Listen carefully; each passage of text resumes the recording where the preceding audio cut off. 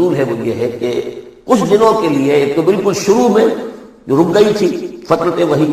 اس کے علاوہ پھر ایک موقع آیا ہے کہ کچھ عرصے کے لیے بہت دن گزر گئے تو جبرائیل نہیں آئے، اور آپ کے اوپر ایک شدید قسم کی جو ہے وہ پریشانی طاری ہو گئی۔ کچھ لوگوں نے بھی تانا دینا شروع کر دیا، کچھ عرصے سے محمد تم نے کوئی نئی وحی نہیں سنائی، کیا ہوا تمہارا شیطان کیا چلا گیا بس؟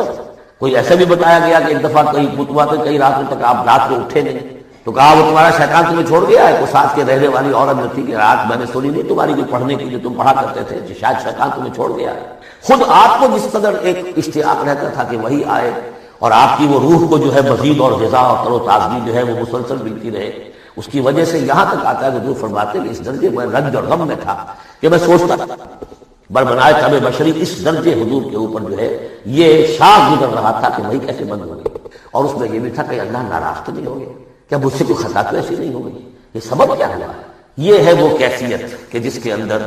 یہ آیتیں نازل ہو رہی ہیں۔ اور اب آپ اس کو سمجھ لیجئے کہ اس کا نفسیاتی اور انسان کی باطنی کیفیات کے ساتھ کیا تعلق ہے۔ انسان پر دو طرح کی کیفیات طاری ہوتی رہتی ہیں، جیسے میں نے پہلے ایک دفعہ آپ کو بتایا صدیق اور شہید کے درمیان جو فرق ہے بنیادی، کہ کچھ بنیادی طور پر لوگ ایکسٹروورٹس ہوتے ہیں، کچھ بنیادی طور پر انٹروورٹس ہوتے ہیں۔ ایکسٹروورٹ کھیل کود بھاگ دوڑ، لوگوں سے ملنا جلنا، گفتگو ہے، اسے دھکا دے دیا، اس سے مذاق کر دیا، اسی میں وہ خوش رہتے ہیں، بڑے مگن رہتے ہیں، تنہائی انہیں کاٹ کھانے کو دوڑتی ہے۔ اور ایک انٹروورٹس ہوتے ہیں کہ وہ مجلس وغیرہ کو نہیں ہوتا، اپنے تنہائی میں کہیں بیٹھے ہیں، غور و فکر کر رہے ہیں، سوچ وچار کر رہے ہیں، انہیں وہ مجلس سے زیادہ اپنا گوشہ تنہائی جو ہے وہ زیادہ عزیز ہوتا ہے۔ تو یہ دو مزاج اللہ نے بنائے ہیں۔ اسی طرح ہر انسان کے اوپر آلٹرنیٹلی کچھ کیفیات آتی ہیں جس کو ہم کہتے ہیں میرا موڈ آف ہے، ایک طرح قبض سا ہو جاتا ہے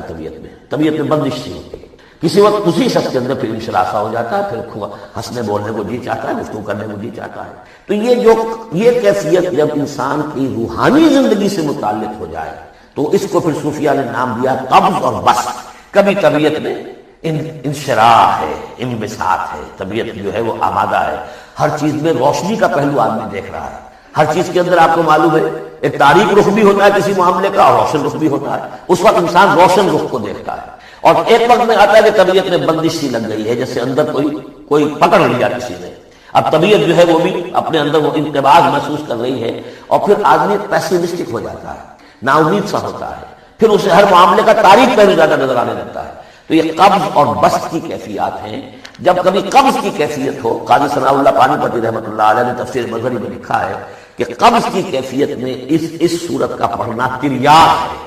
جس طرح حضور صلی اللہ علیہ وسلم کے لیے گویا کہ اس وقت جو وحی کا بند ہو جانا تھا وہ گویا کہ ایک طرح کے انقباض اور قبض کی کیفیت پیدا ہوئی تھی، اس میں اب اللہ تعالیٰ فرما رہے ہیں والضحیٰ، قسم ہے دن کے دھوپ چڑھنے کے وقت کی، واللیل اذا سجا، اور قسم ہے رات کی جبکہ وہ چھا جائے یا ساکن ہو جائے، سجا کے دونوں معنی سکون۔ اب دیکھیے ان دونوں کو کیوں لایا؟ اس لیے کہ صبح ہے، حرکت ہے، برکت ہے، چلنا ہے، دوڑنا ہے، ہر شخص جا رہا ہے، ادھر جا رہا ہے، ادھر جا رہا ہے، رات کو سکون ہو گیا، تاریکی چھا گئی اور شور ہنگامہ ختم ہو گیا۔ لیکن یہ رات اور دن دونوں ضروری ہیں انسان کے یہاں کا نظام چلانے کے لیے۔ اگر رات ہی رات ہوتی تب بھی یہ دنیا نہ چلتی، اور دن ہی دن ہوتا تب بھی نہ چلتا، تو رات بھی ضروری ہے۔ اسی طریقے سے نفس انسانی کے لیے کبھی کبھی قبض کا وقفہ بھی ضروری ہے۔ آپ اسے یہ نہ سمجھیں کہ اللہ تعالیٰ ناراض ہو گیا، یہ بھی ہماری تربیت کا ایک سمجھیے کہ جز ہے۔ ما ودعک ربک وما قلی، آپ کے رب نے آپ کو رخصت نہیں کیا ہے، نہ ہی وہ آپ سے ناراض ہوا ہے۔ وَلَلْآخِرَةُ خَيْرٌ لَكَ مِنَ الْأُولَىٰ، اور اس کے بعد جو وقت آئے گا اس قبض کے بعد وہ پہلی سے بھی بہتر ہوگا۔ اور میں حیران ہوتا ہوں کہ کیسے غالب نے وہ بات کہی ہے کہ جو بالکل ترجمانی ہے اس کی،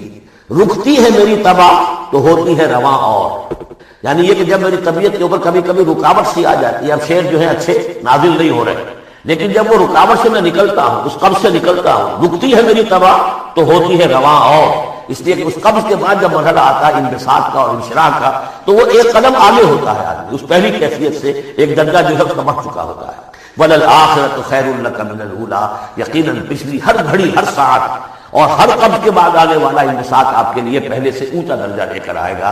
وَلَسَوْفَ يُعْطِيكَ رَبُّكَ فَتَرْضَىٰ، ان قریب آپ کا رب آپ کو اتنا کچھ دے گا، اتنا کچھ دے گا، آپ کی محنتوں کے وہ نتائج سامنے آئیں گے کہ آپ راضی ہو جائیں گے۔ اب دیکھیے پچھلی صورت ختم ہوئی تھی وَلَسَوْفَ يَرْضَىٰ، یہاں ہے وَلَسَوْفَ يُعْطِيكَ رَبُّكَ فَتَرْضَىٰ، صرف ضمیر کا فرق ہے کہ کیونکہ صدیق پر وحی نہیں آتی، براہ راست خطاب نہیں کیا جا سکتا، وہاں وہ صیغہ جو ہے وہ غائب کا ہے، بلا سوف یرضی، اور چونکہ نبی وہ ہے جس پر وحی آ رہی ہے، براہ راست مخاطب ہے، تو فلسوف یعطیک ربک فترضی، آپ کا رب اتنا کچھ دے گا کہ آپ راضی ہو جائیں گے۔ اب یہ کہ اسی قبض کی حالت میں پھر اللہ تعالیٰ اپنے احسان جتا رہا ہے، اور یہ بہترین ہے۔ کبھی طبیعت پر ڈپریشن ہو اس طرح کی اور قبض کی کیفیت ہو تو آدمی یاد کرے کس کس مرحلے پر اللہ نے میری دستگیری فرمائی، کن کن مراحل پر اللہ تعالیٰ نے مجھے مشکلات سے نکالا، اس سے وہ حوصلہ بڑھتا ہے۔ اور اس کو بھی سمجھیے کہ اسی انداز میں علم یجد کا یتیما فآویٰ،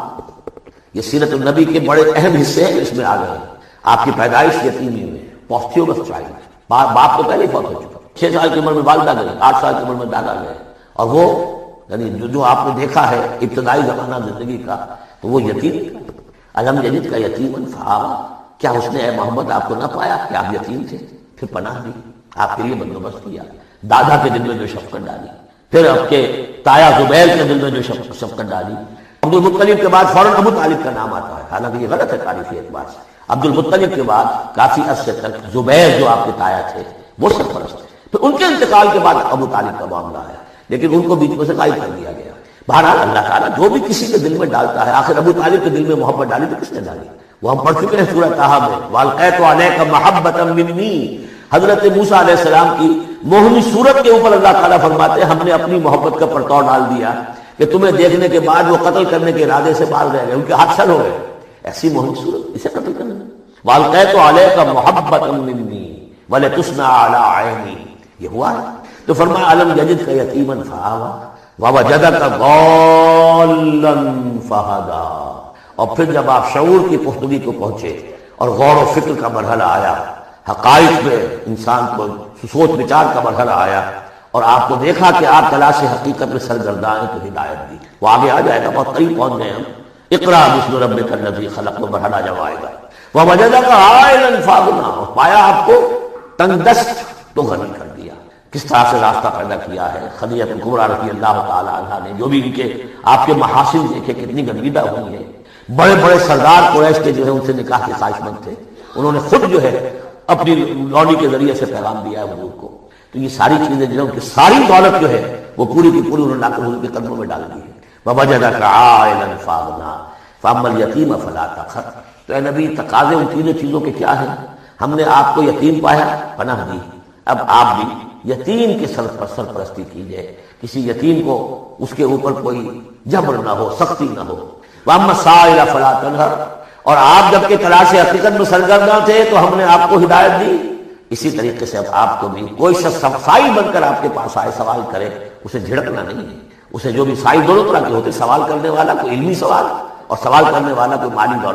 مالی مدد کے لیے۔ وَأَمَّا بِنِعْمَةِ رَبِّكَ فَحَدِّثْ، اور جو ہدایت تمہیں دی ہے ہم نے اب اسے عام کرو، یہ نعمت ہے، آپ کے رب کا انعام ہے، یہ ہدایت جو آپ کو عطا ہوئی ہے اس کو بیان کرو۔ اس کے بیان کرنے میں یہ بھی ہے کہ اللہ کے انعامات کا چرچا انسان کرے اس کا شکر ادا کرنے کے لیے، اور یہ بھی ہے کہ اس کو پھیلائے اور عام کرے، دوسروں تک پہنچائے، ورنہ وہ بخل ہو جائے گا کہ وہ دولت جو ہے ہدایت کی اس کو آدمی صرف اپنی ذات تک محدود رکھے اور اس کا جو خیر ہے وہ دوسروں تک نہ پہنچائے۔